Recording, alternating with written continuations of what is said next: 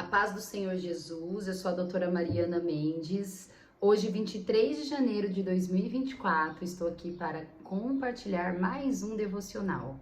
E a palavra de hoje está em Salmos 103, 19, que diz assim: O Senhor estabeleceu o seu trono nos céus e, como rei, domina sobre tudo o que existe.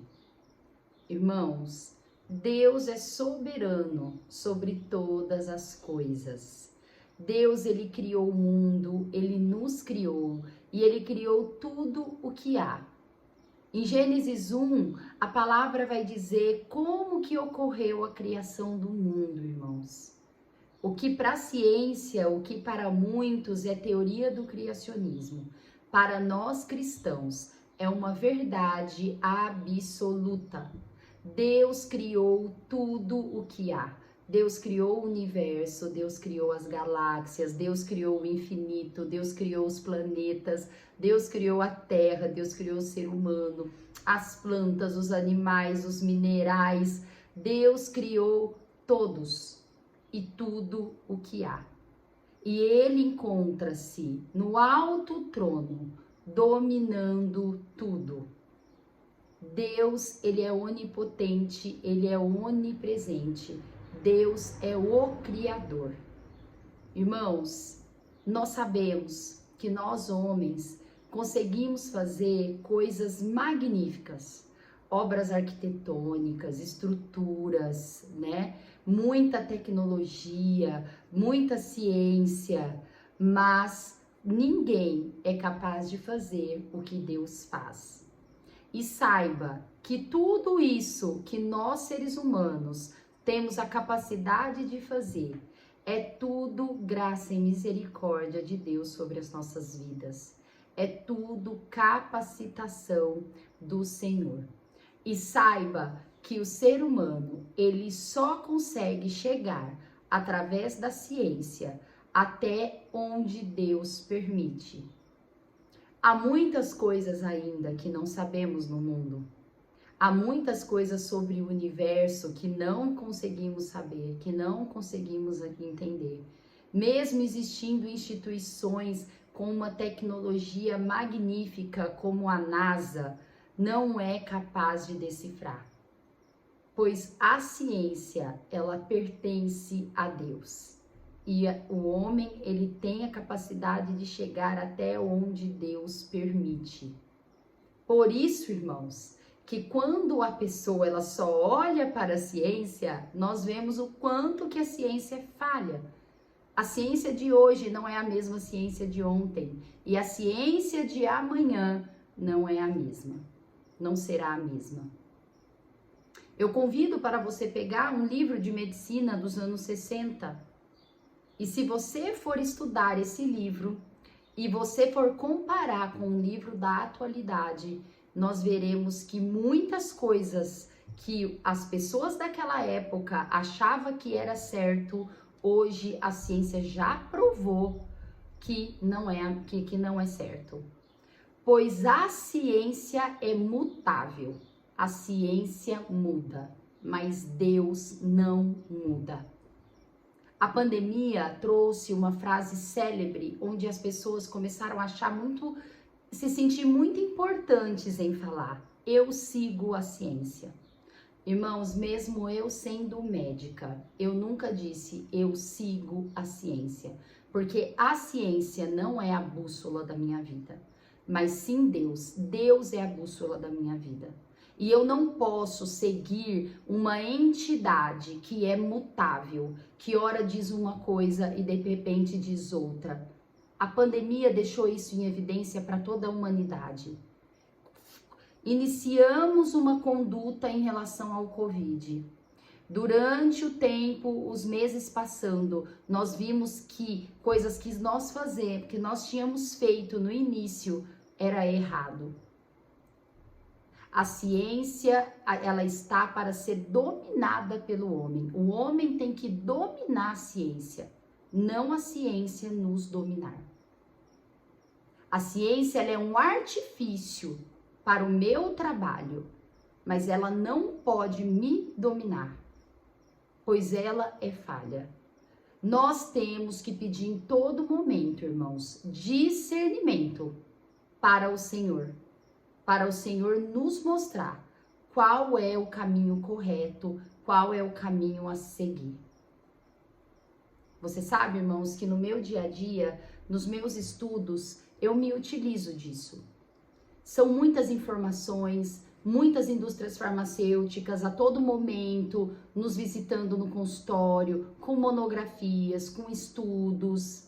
E quantas coisas que eles nos trazem, que alguns anos atrás eles falaram que era tão bom quanto, e não era, e depois foi até retirado do mercado.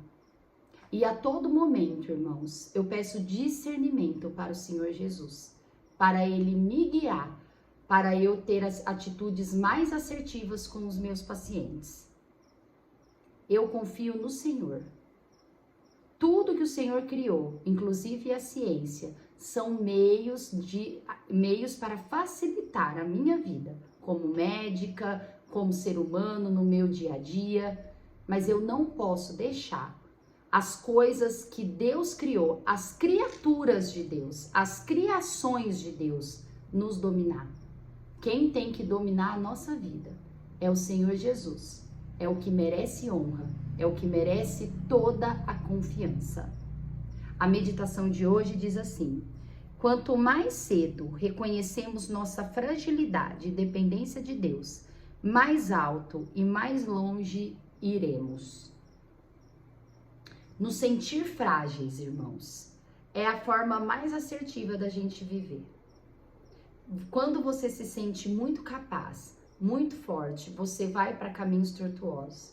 Quando você entende que nós somos seres frágeis, que nós somos seres dependentes de Deus, a nossa vida começa a se tornar mais fácil. Eu quero ser dependente de Deus cada vez mais. Eu quero depender da atenção de Deus. Eu quero depender da sua sabedoria, da sua soberania. E eu quero que Ele mostre para mim qual é o caminho que eu devo seguir. Pois Deus, Ele está no controle de tudo. E não adianta eu querer bater de frente com o controle de Deus, como vemos tantas pessoas fazendo. Como vemos tantas autoridades fazendo. Quantas entidades fazendo. Mas Deus, Ele está lá no alto trono. E o Salmo 2 vai dizer que Ele vê essas pessoas que bate de frente com Ele, que quer tirar a honra dele, e Ele ri, pois o domínio é dele. E um dia nós encontraremos e saberemos o porquê de todas essas coisas. Pois há muitos mistérios que nós só entenderemos, nós só saberemos quando encontrar o Senhor na vida eterna. Irmãos, eu gostaria também de compartilhar a leitura bíblica que está em Salmos 11, Salmo de Davi. Deus salva os retos e castiga os ímpios.